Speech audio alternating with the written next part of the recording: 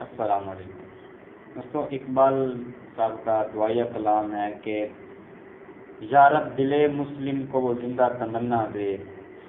یا رب دل مسلم کو وہ زندہ تمنا دے کہ جو قلب کو گرما دے، کہ جو روح کو تڑپا دے۔ بھٹکے ہوئے آہو کو پھر سوئے حرم لے چل، بھٹکے ہوئے آہو کو پھر سوئے حرم لے چل، اس شہر کے خوگر کو پھر وسعت صحرا دے۔ دوستو، فارسی زبان میں ہرن کو آہو کہتے ہیں۔ آہو کئی خوبیوں کا مالک ہے، جن میں ایک اس کی خوبی تیز رفتاری بھی ہے۔ کہا یہ جاتا ہے دوستو کہ ہرن جو ہے وہ 90 کلومیٹر فی گھنٹے کی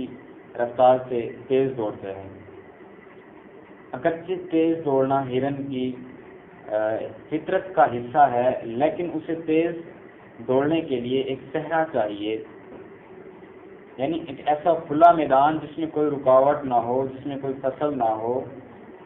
جہاں کوئی درخت نہ ہو۔ اب ہوا یوں کہ ہرن صحرا کا راستہ بھول گئی اور بھٹکتے ہوئے شہر میں آ گھسا۔ ہرن شہر میں آ گھسا تو یہاں بہت ساری رکاوٹوں کا سامنا ہوا۔ یہ دوڑنا تو چاہتا تھا، لیکن بندشوں کی وجہ سے وہ دوڑ نہ سکا۔ ان رکاوٹوں نے جو ہرن کی تیز رفتاری کو کوتاہ کر دیا، یعنی کم کر دیا۔ اب آپ بخوبی جانتے ہیں کہ ایک گاڑی چاہے جتنی مرضی تیز رفتار ہو، لیکن جب تک اس کو کوئی بالکل صاف ستھرا روڈ یا سڑک مہیا نہیں ہوگی تو اس کی تیز رفتاری کا کوئی فائدہ نہیں ہے۔ اس کی تیز رفتاری سے اسی وقت ہی محظوظ ہوا جا سکتا ہے جب وہ بالکل صاف ستھرے روڈ پر، صاف ستھری سڑک پر، مطلب کوئی رکاوٹ نہ ہو، بغیر رکاوٹوں کے فراٹے بھرے، تب اس کی تیز رفتاری کو محسوس کیا جا سکتا ہے، ورنہ اس کی تیز رفتاری کا بھی کوئی فائدہ نہیں۔ اب شعر کی طرف آتے ہیں، شعر کو سمجھتے ہیں کہ مسلمان ایک ہرن کی طرح اس کی ہرن تھا اور اس کی دنیا اور جہاں فتح کرنے کی بہت زیادہ رفتار تھی، بہت تیز تھا دنیا فتح کرنے میں،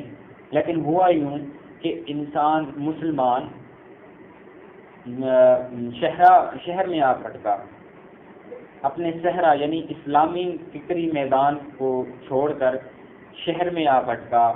فرنگی فکر میں جا نکلا، جہاں اس کو کئی رکاوٹوں کا سامنا کرنا پڑا، جن میں عیاشی ہے، فیشن، بے راہ روی اور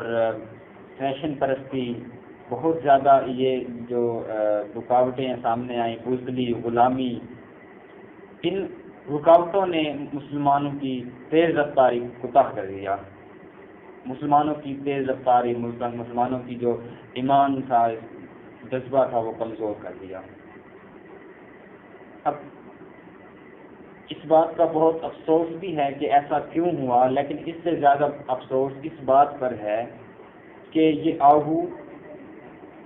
اس شہر کا خوگر یعنی عادی بن کے رہ گیا ہے اور اپنے صحرا کا راستہ بھول بیٹھا ہے۔ تو علامہ اقبال صاحب فرماتے ہیں کہ پھر کہ یا رب میں اس بھٹکے ہوئے آہو کی فریاد کس سے کروں، اے مالک میں تجھ ہی سے عرض کرتا ہوں، اس بھٹکے ہوئے آہو کو پھر سوئے حرم لے چل، اس بھٹکے ہوئے آہو کو پھر سوئے حرم لے چل، اس شہر کے خوگر کو پھر وسعت صحرا دے، اس شہر کے خوگر کو پھر وسعت صحرا دے۔ مسئلہ